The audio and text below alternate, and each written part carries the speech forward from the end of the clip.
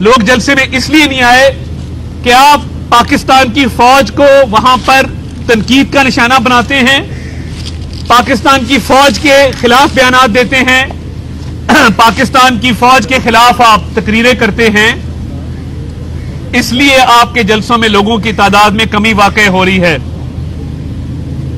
और ये जिस रियासत और फौज मुखालिफ बयानिए पर इमरान नियाजी अमल पैरा है, इसकी सिर्फ एक वजह है, अपनी चोरी को बचाना। तोशा खाना के जो तोहफे लिए गए, इन्होंने और इनकी अहलिया ने वो तोहफे बेचे। जो रिश्वत में डायमंड की अंगूठियां ली गई, जो चीनी और आटा स्कैंडल में अरबों रुपए कमाए गए, जो फॉरेन फंडिंग से लिए गए अरबों रुपए, अब समझ आती है कि भारतीयों से और यहूदियों से जो फॉरेन फंडिंग में पैसे आए हैं, उनको क्या मोहब्बत है तरीके इंसाफ से, और वो तरीके इंसाफ को पैसे क्यों देंगे एक सियासी जमात को। यहूदियों ने और भारतीयों ने मुख्तलिफ ममालिक से जो पैसे फॉरेन फंडिंग में इमरान नियाजी साहब को भिजवाए हैं, वो इसीलिए भिजवाए थे कि आज फौज मुखालिफ और रियासत मुखालिफ बयानियां इस मुल्क के अंदर उसको परवान चढ़ाया जाए।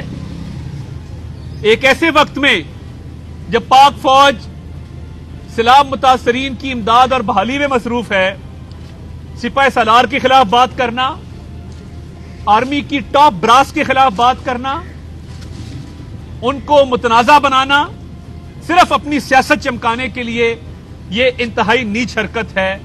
और ये अपने लिए सिर्फ सियासत चमकाने का जरिया है कि मैं किसी तरीके से मेरी चोरी पर पर्दा डल जाए। झूठ पे झूठ बोला जा रहा है। एक ऐसी नस्ल तैयार की जा रही है जिसको झूठ पर पाला गया है, जिसकी तरबियत बद तहजीबी पर की गई है। और ये मेरे हवाले से भी एक झूठी खबर चलाई गई कि मैंने हंसने पे 4 नौजवानों को गिरफ्तार करवा दिया। तो ये हम फाशिस्ट लोग नहीं हैं। अगर कोई शख्स अपनी फैमिली के साथ किसी पब्लिक प्लेस पर हो और आप नारा लगाएं और हुल्लड़बाजी करें और उस पर कार्रवाई पुलिस अपने ताई करे शिकायत मौसूल होने पर, तो क्या कोई नामुनासिब बात है? मेरे इल्म में जब आया, मैंने बावजूद इस बात के कि मैं अपनी फैमिली के साथ था और हुल्लड़बाजी की गई, मैंने पुलिस को मजीद कार्रवाई से रोक दिया।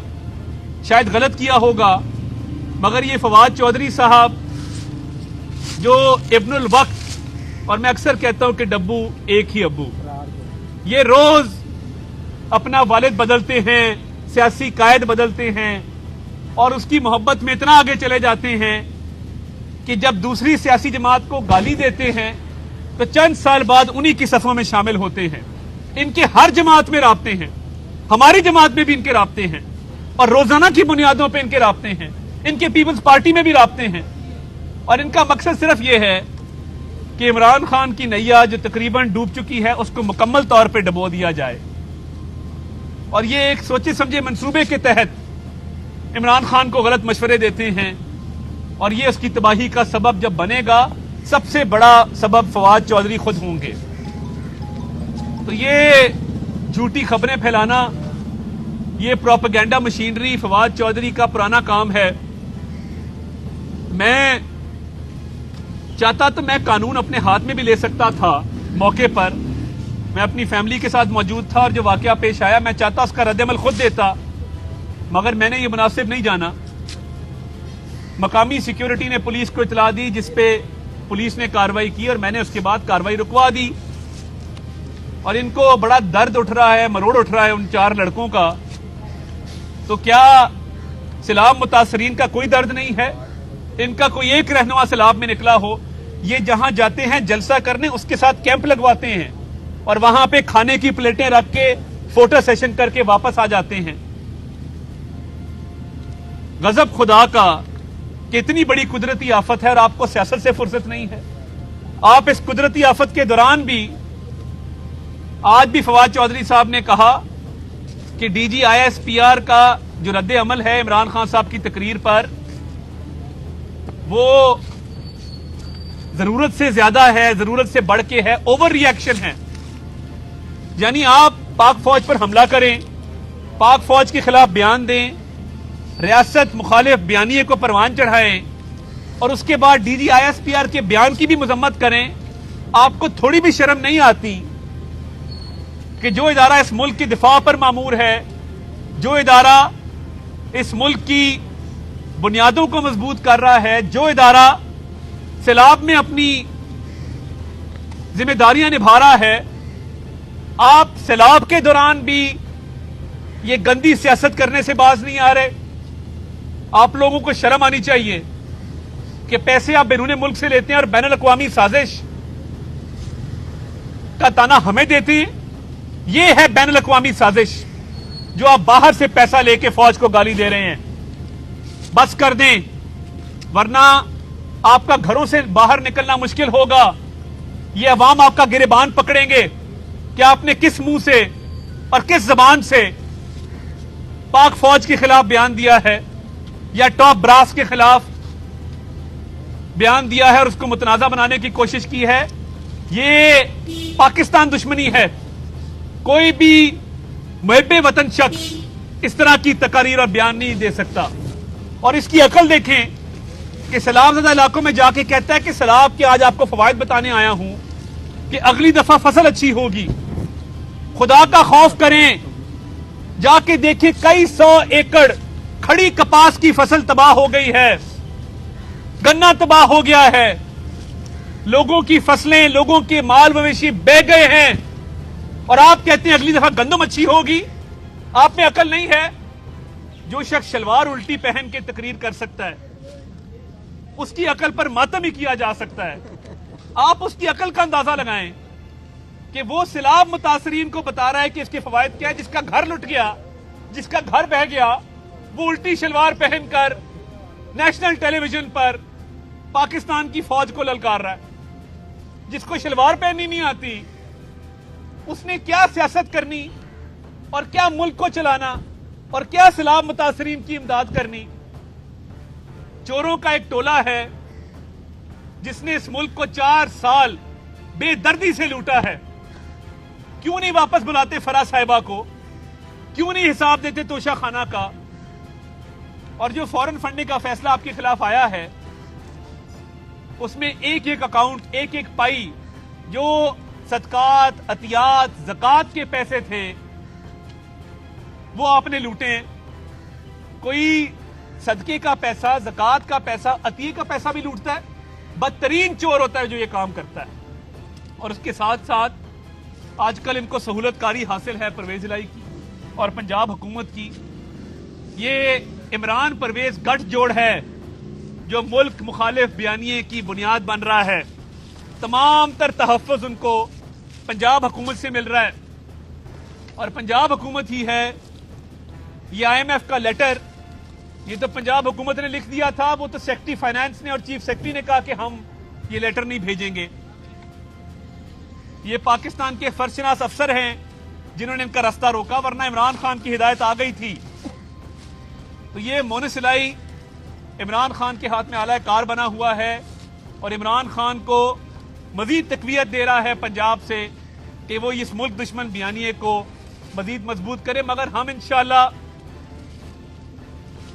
इस मुल्क का दफा करेंगे, इस मुल्क की अफवाज का दफा करेंगे, सैलाब मुतासरीन की इमदाद करेंगे।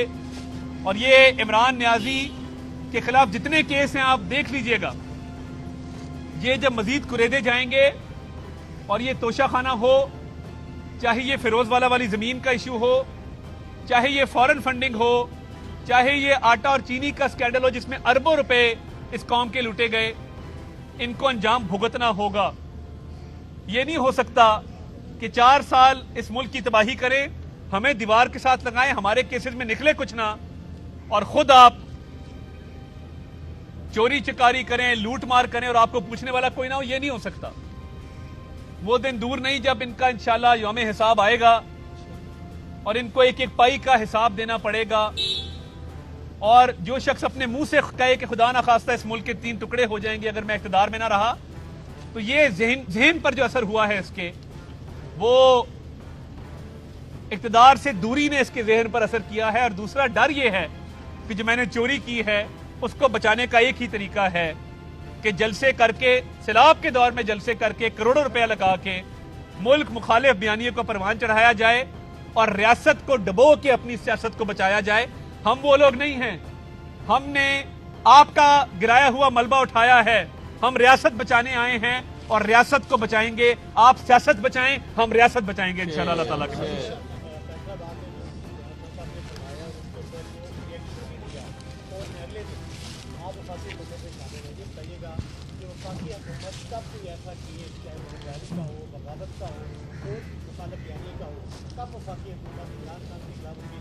देखिए, उनके खिलाफ बहुत सारे केसेस ऑलरेडी रजिस्टर्ड है जिस पर वो बेल पे हैं। जो उन्होंने तकरीर की थी इस्लामाबाद के F9 पार्क में, वो मुकदमा भी चल रहा है, अपने मंतकी अंजाम तक नहीं पहुंचा। तो इंशाल्लाह आने वाले दिनों में मजीद देखेंगे, मगर अभी फ़िलहाल उन्होंने बेल ले रखी है और वो मुकदमात के लिए कभी माफ़ी मांग लेते हैं, कभी कोई स्टेटमेंट देते हैं, एक जलसे में एक बात करते हैं, दूसरे में उसको वापस लेने की बजाय उसकी सफाई देने की कोशिश में उसको मजीद बढ़ावा दे देते हैं। तो इस शख्स के जहन पर कोई असर है जिसकी वजह से ये हो रहा है। वफाकी हुकूमत इंशाल्लाह अपना किरदार पूरा अदा करेगी। भाई, आप जनूबी पंजाब गए हैं, वहाँ की आवाम की वीडियोस की आ रही हैं जिसमें वो कह रही हैं कि तहरीक लबैक हो या अल खिदमत फाउंडेशन वो काम करती दिखाई दे रही है, हुकूमत हमें कहीं नहीं दिखाई दे रही। आपने ट्वीट भी किया था जिसमें आपने वो जो चेक थे वो कैश नहीं हुए थे, वज़ीर आला की जानिब से जो दिए गए थे।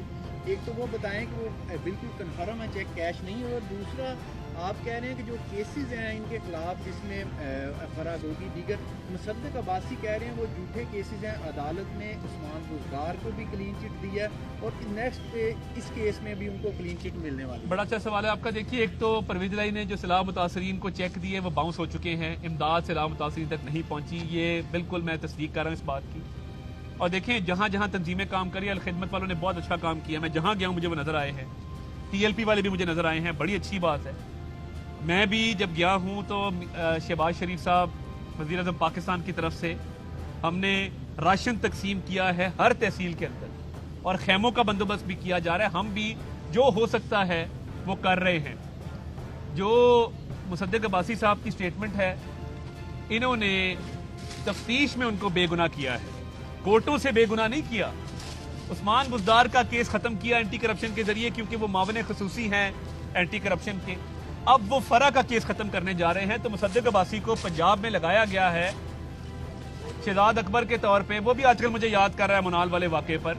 तो शहजाद अकबर साहब कभी पाकिस्तान वापस आए ना, आके मुझे याद करें तो मैं आपको बताता हूँ कि किस भाव बिकती है यहाँ पर। तो ये मुसद्दिक अब्बासी साहब इस वक्त इनके केसेस ख़त्म करने में मसरूफ़ हैं और अदालतों को बेगुनाही की रिपोर्टें पेश करके तो वहाँ से ऑर्डर लिए जा रहे हैं। थैंक यू जी, बहुत शुक्रिया।